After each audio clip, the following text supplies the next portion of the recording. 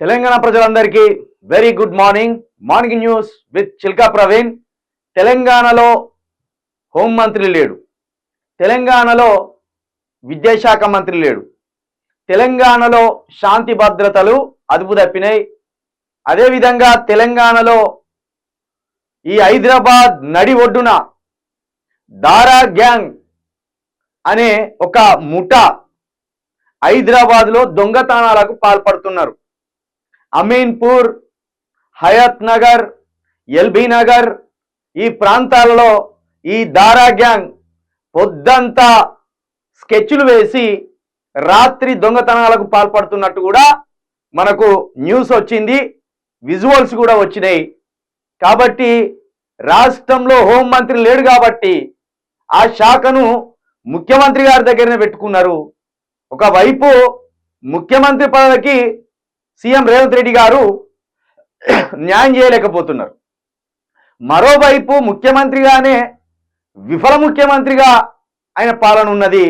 ఇంకోవైపు శాంతి భద్రతల విషయంలో కూడా ఆ శాఖకు సంబంధించిన మంత్రి లేకపోవడంతో పోలీసులు కూడా పెద్దగా ఈ శాంతి భద్రతల మీద ఫోకస్ పెట్టినట్టు కనబడతలేదు. ఎందుకంటే నగరం నడిబొడ్డున దొంగతనాలతో పాటు అత్యాచారాలు జరుగుతుంటే నిన్న అక్కడ నారాయణపేట జిల్లా ఉట్కూరులో గ్రామ ప్రజల సమక్షంలో భూ వివాదాలకు సంబంధించి ఇద్దరు వ్యక్తులు పోలీస్ స్టేషన్లో కంప్లైంట్ చేసినా అక్కడ పోలీస్ వారు నిర్లక్ష్యం చేయడం వల్ల ముక్కుమ్మడిగా దాడి చేసి ఒక వ్యక్తిని చంపేసిండ్రు. ఇగో అది ఇదే భయానకంగా, అత్యంత క్రూరంగా, ఇగో ఇదే మనం చూపించకూడదు. ఇది ఎంత దారుణంగా కొట్టిండ్లా అంటే ఇగో ఇక్కడ గ్రామ ప్రజలు అంటున్నారు, భార్య తల్లి పోయి ఆపుతుంటేనే చూస్తుండగానే కొట్టి చంపింది.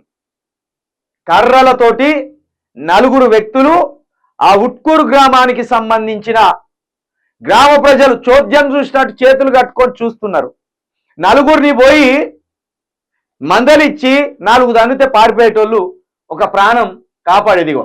ఉట్కూరుకు సంబంధించి పోలీసులకు 15 రోజులుగా ఇట్లా మమ్మల్ని చంపాలని చూస్తున్నయ్యా, జర ఈ కేసు పట్టించుకోరి, వాళ్ళని అదుపులోకి తీసుకోరి అని సదరు మహిళ కుటుంబ సభ్యులు పోయి పోలీసులను వేడుకున్నా పట్టించుకోలేదట. గ్రామ ప్రజలు చూస్తుండగానే మిట్ట మధ్యాహ్నం ఒక నిండు ప్రాణాన్ని 4 వ్యక్తులు కర్రలతో దాడి చేసి చంపిపడేసారు. దానికి సంబంధించిన న్యూస్ కాబట్టి మాకు న్యాయం జరగలేదు. మా కొడుకుని పొందనీయం. వాళ్ళు ఎక్కడ ఉన్నా వాళ్ళని ఇప్పుడు ఇడికి పట్టుకురావాలి, ఆడవాళ్ళని మొగోళ్ళని. వాళ్ళు వస్తేనే మా కొడుకుని పొందనిస్తాం, అంతవరకు దగ్గర పొందనిస్తలేం. వాళ్ళు ఇంటి ముందరనే వేస్తాం శవాన్ని. ఎంతమందిని అంటే చంపుతారు వాళ్ళు, ఎంతమందిని అంటే చంపుకుంటూ పోతారు. మాకు జరిగేది ఇంకొకరికి జరగకూడదు, మాకు న్యాయం కావాలి. వాళ్ళు ఆ ఢిల్లీలో దాపెట్టుకున్నా పట్టుకొని రావాలి వాళ్ళని.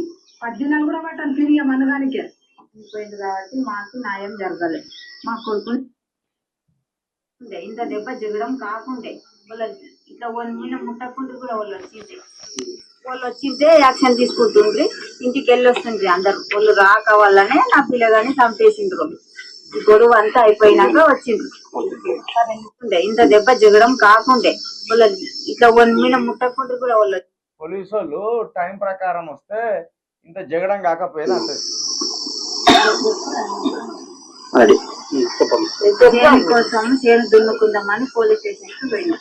పోలీస్ స్టేషన్ కి 20 దినాలు తిరిగిండ్రు మా వాళ్ళు. 3 మనుషులు 20 దినాలు తిరిగితే ఎక్కడ ఏమంటాడు, పట్టించుకుంటలేరు. రేపు రారి నేను మీటింగ్ పోతుందా అంటారు. మళ్ళీ ఎవరిని అడిగితే పులిమెంట్ల ఒక ఆమె మందు తాగి చచ్చిపోయింది, నేను ఆడిపోతుందా, మళ్ళీ రేపు రారి అంటారు. రేపు పోతే ఏమంటారు, నేను హైదరాబాద్ పోయినా ఉట్కూరులో లేను అంటారు. మళ్ళా మరుస రోజు రారు అంటారు. మళ్ళా మరుస రోజు పోతే 1 గంటకు రారు అంటారు. 1 గంటకు పోతే మళ్ళా మరుస రోజు సాయంత్రం 4 గంటలకు రారు అంటారు.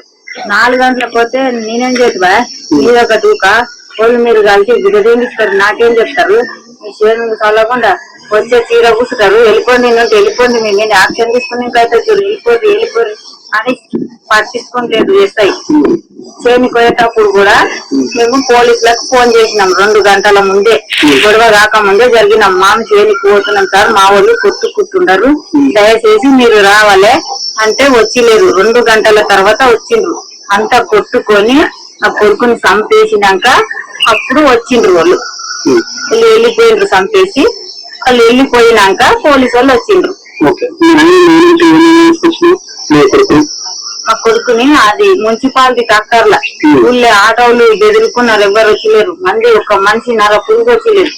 అక్కడ మా అన్న వాళ్ళు ఉండరు, అన్న వాళ్ళు వచ్చిండ్రు. మా అన్న వాళ్ళకి తెలిసిన వాళ్ళు ఎవరో ఊళ్ళో కూడా తెలిసిన పిల్లలు వచ్చి పిల్లగాని మున్సిపాలిటీ డాక్టర్ల సర్పంచ్ డాక్టర్ల వేసుకొని వచ్చినాం. మంచి 28 అప్పుడే వచ్చింది, డాక్టర్ వచ్చినప్పుడు వచ్చింది. 2 గంటల ముందే చేసినాం, గొడవ రాకముందే చేసినాం. పోలీసు వాళ్ళ వల్లనే మాకు ఒక ప్రాణాన్ని కథం చేసిందిలే. అసలు వీళ్ళు అసలు ఇది ఏం కొట్టుడిగా, అసలు మామూలు కాదుగా. అందరు అక్కడ చోద్యం చూస్తాను నిలబడి. ఇట్లా రాష్ట్రంలో ఒకవైపు దొంగతనాలు, రాష్ట్రంలో ఒకవైపు ఆత్మహత్యలు, రాష్ట్రంలో ఒకవైపు ఇట్లా భూముల కోసం పంచాయతీలై కొట్టుకొని సత్తాను. ఇదే సిఐకి ఇదే ఎస్ఐకి 20 రోజుల ముందు ఇగో మాకు ఇట్లా ప్రాణాపాయం ఉన్నది, భూముల విషయంలో మేము కొట్టుకొని తెచ్చినట్టున్నామయ్యా అని చెప్తే కనీసం అదుపులోకి తీసుకొని ఆ భూమి సివిల్ పంచాయతీ కాబట్టి కోర్టులో చూసుకోరు అంటే అయిపోయేది కదా. ఆ సిఐ కావచ్చు, ఆ ఎస్ఐ కావచ్చు, పట్టించుకోలేదు. ఇక్కడ ఒక ప్రాణం పోయింది.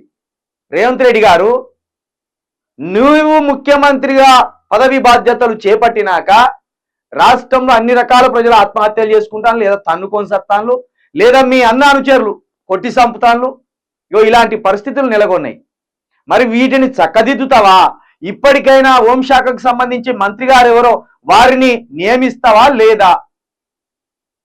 మీ పాలన ఇట్లున్నది, మీ పాలనకి ఇవే సజీవ సాక్ష్యాలు. మీరు విఫలమైన ముఖ్యమంత్రి దిశగా ప్రయాణిస్తున్నారు తప్పించి రాష్ట్రంలో సంక్షేమం కుంటుపడింది, శాంతి భద్రతలకు సంబంధించి అద్వాదుపు లేకుండా పోయింది. నీ పోలీసులేమో ఇట్లా నిర్లక్ష్యంగా వ్యవహరిస్తున్నారు. రాష్ట్రం ఆగమైపోతున్నా మాత్రం ఎవరు స్పందించలేని పరిస్థితిలో ఉన్నారు రాష్ట్ర సర్కార్కు సంబంధించిన మంత్రులు, ముఖ్యమంత్రి గారు. ఇక ఢిల్లీ వాళ్ళు ఫోన్ కొట్టాలని ఇక్కడి నుంచి ఉరుకుతావు. ఇట్లా ఆగమైపోయింది తెలంగాణ.